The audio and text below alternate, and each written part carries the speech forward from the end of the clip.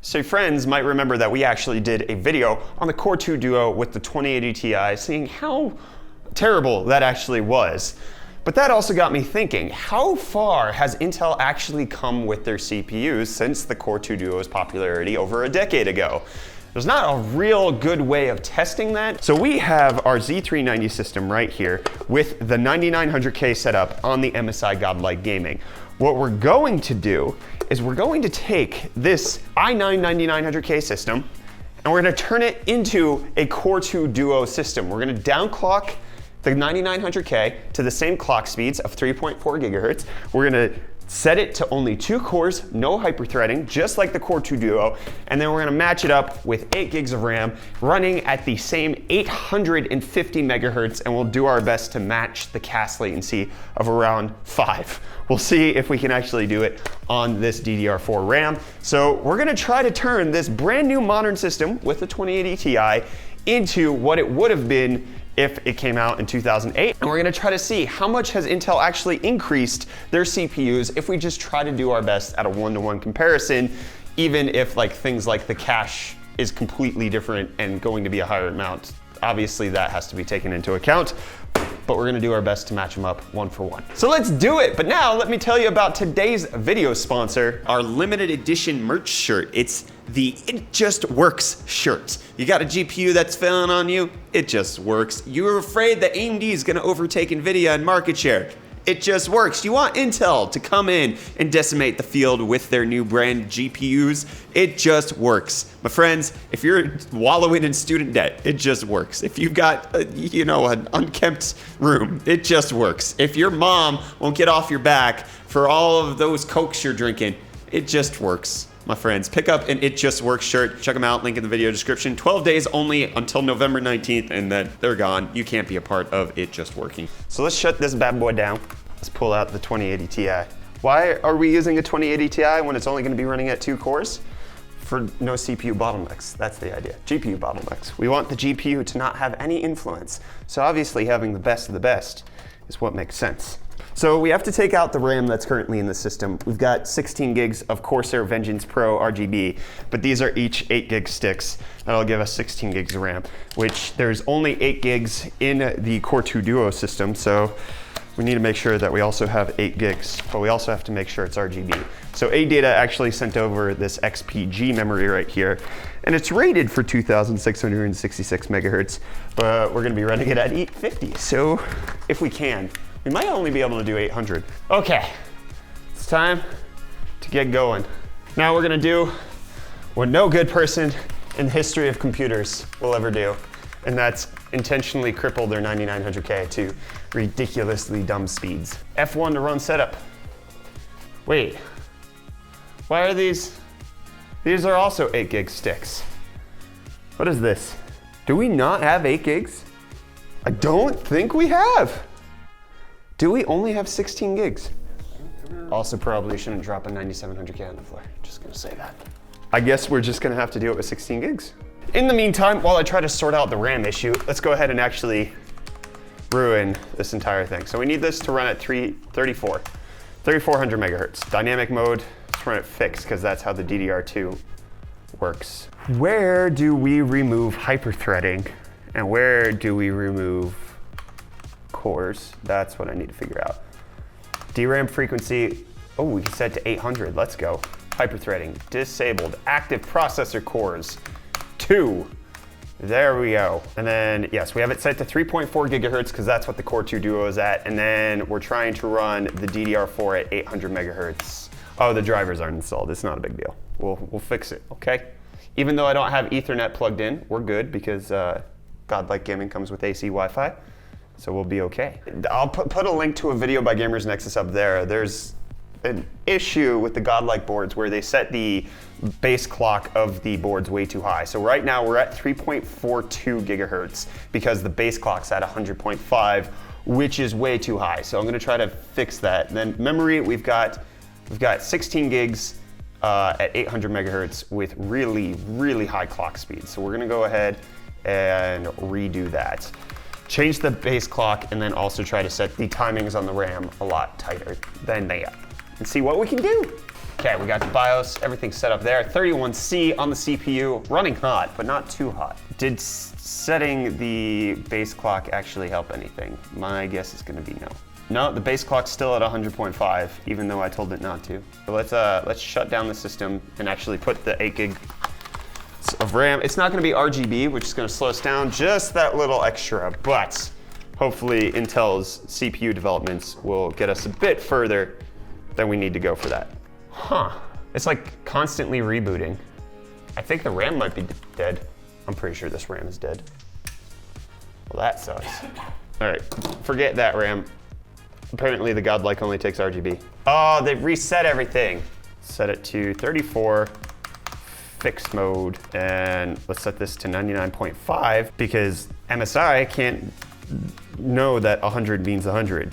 They have to, 100 means 100.5 or 100.8, depending on who you talk to. Advanced DRAM configuration, let's go 2, let's do 5, 6, and 6. Let's try to drop the RAM a bit more. Let's drop that down to 5. See if it'll work on a 5 cast latency. Oh geez, yeah, no, it can't. So I'm gonna try 6. Give me a cast latency of 6. Nope, didn't work, dang. All right, let's try 7. It works. Now let me just change the sub latencies. Not what you call them. That's what I call them. I'll just change those to 7 as well. Okay, now it's time to see if the base clock, I'm gonna be so upset if at 99.5, it's 99.5. It's 99.5. I guess I'll try to set it to like 99.99, just to like, so it's actually 100, but they don't do the stupid overclocking thing that they do. No, it set it to 100, why? 99.95, 99.7, 99.8, 99.9, 99.99? Wait a second. Hold on. 99.95. What is that? 99.93 is as high as I can get it to go. That, I'm gonna have to say that's good enough. Because I don't want it to go over, because we already have the disadvantage of the RAM being 16 gigs. The only thing that's slightly worse is that the cast latency is 7 instead of 5 on the DDR2. So it is technically slower. Obviously it's not actually, it's gonna destroy. Because there's still things like L3 cache, which did not exist on a Core 2 Duo. And we'll just do a Cinebench run to test if stability is present. Dang, okay, yeah, that's basically 3.4 gigahertz right there. 16 gigs of RAM, 800 megahertz, 788, 43, 467. We'll do this as the initial test, and then I'll do all of the other benchmarking off camera. Okay, so this has 512 kilobytes of L2 cache and 16 megabytes of L3 cache, whereas the Core 2 Duo had 4 megabytes of L2 cache, L3 not existing yet. So technically the Core 2 Duo has faster L2 cache, but I'm pretty sure one of the things that Intel's been doing is they've been sharing the L2 and L3 cache, so it's not really all 16 megs is on just the L3. Is that Intel or is that AMD? Who's doing the sharing share? It also has things like the AVX 512 instruction set. Oh, look at that. We're hitting 38 degrees on the CPU. Barely above ambient. It's not even trying. It's pulling 22 watts, dang. 254 on the CPU, whereas the Core 2 Duo got 166. Now it's time for the single core score.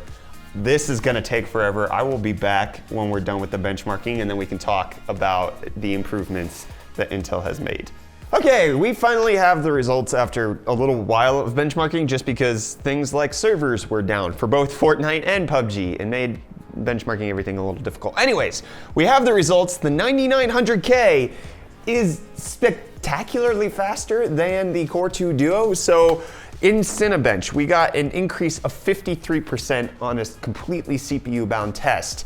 However, interestingly, what we saw in video games was that apparently the cache from the 9900K, as well as the improvements in IPC, led to mostly between 55 and 60% improvements in all of the games that we could test. So Ashes of the Singularity, we went from 15 to 24 FPS average, Fortnite went from 62 to 96.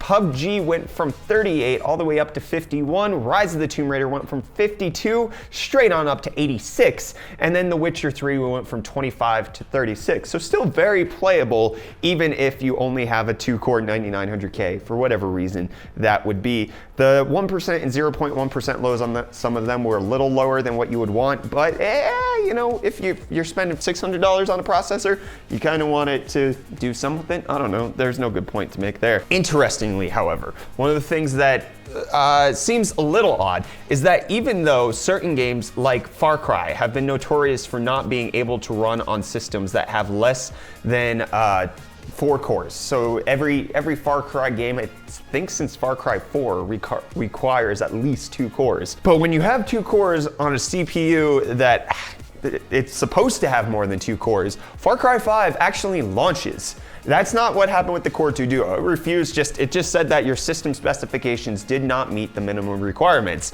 In this case, the system specifications still don't meet the minimum requirements, but it appears that it's doing based on device ID rather than the actual amount of cores that the system actually has. So if you can trick your system into believing you have a completely different CPU, you can play these games. However, with a 2-core 9900K and a 2080 Ti, we got an 18 FPS average with an 8 1% low and a 3 0.1% low in Far Cry 5 with the 9900K.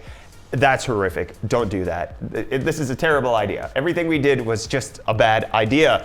But the point is, Intel has actually brought us a lot of improvements over the past few years. If we look at everything one for one, a 9900K compared to a Core 2 Duo, we're seeing about 50 to 60% improvement just based on IPC and cache improvements alone. Considering that the Core 2 Duo E6750, which we tested against, cost about $210 after inflation is accounted for back when it launched, and this one costs about $600, they're charging us a little bit more than we probably should be paying considering the actual improvements that they're giving us, but then you got to take into account the fact that we now have 8 cores and 16 threads, so it's not all bad news bears. They are giving us a lot more out of our CPUs, but when you go one-to-one, I think the Core 2 Duo kept up admirably. The 9900K only having a 60% advantage after 10 years, I mean, that's nothing to sneeze at. It kind of seems like the core architecture has remained mostly unchanged over the last decade or so. Don't try this at home, kids, but if you do, remember, Far Cry 5 takes forever to launch. I'm gonna wrap this video up there. Thank you guys so much for watching this little interesting experiment. Be sure to let us know if there's anything that you want us to test further that's odd, experimental, and just doesn't plain make any sense why a normal person would do it. We're willing to do it and put it on video for you, so let us know down in the comments below. Don't forget to hit the like button if you enjoyed this video, and I'm gonna wrap it up there. Thank you guys so much for watching. I'm Brett with the UFD Tech channel. See your smiling faces again in the next video after you subscribe. Love you too. Bye.